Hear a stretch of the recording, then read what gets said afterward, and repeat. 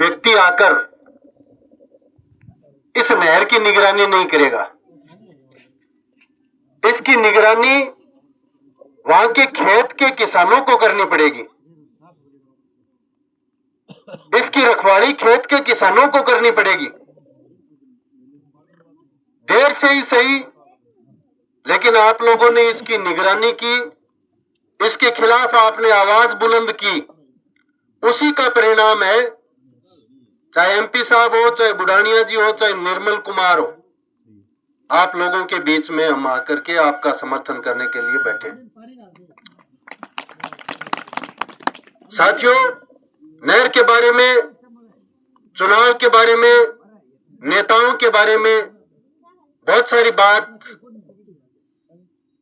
मेरे से पहले तमाम वक्ताओं ने रखी है।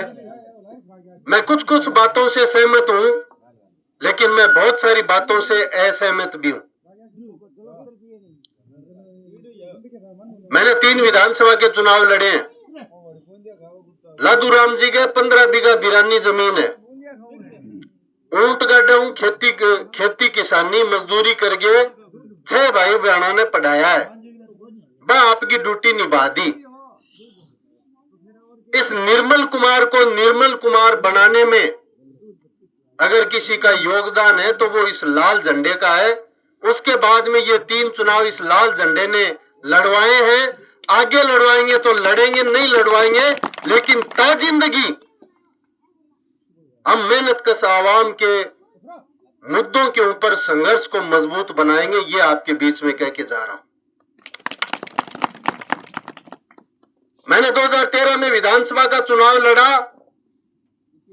मेरे सामने जो उम्मीदवार थे उस समय, वो 2018 में नहीं थे। मैंने 2018 का चुनाव भी लड़ा। 2018 में जो उम्मीदवार मेरे सामने थे, जो 13 में थे, वो 18 में नहीं थे। और जो 18 में थे, मैंने 23 का चुनाव लड़ा। 23 में वो उम्मीदवार मेरे सामने नहीं थे।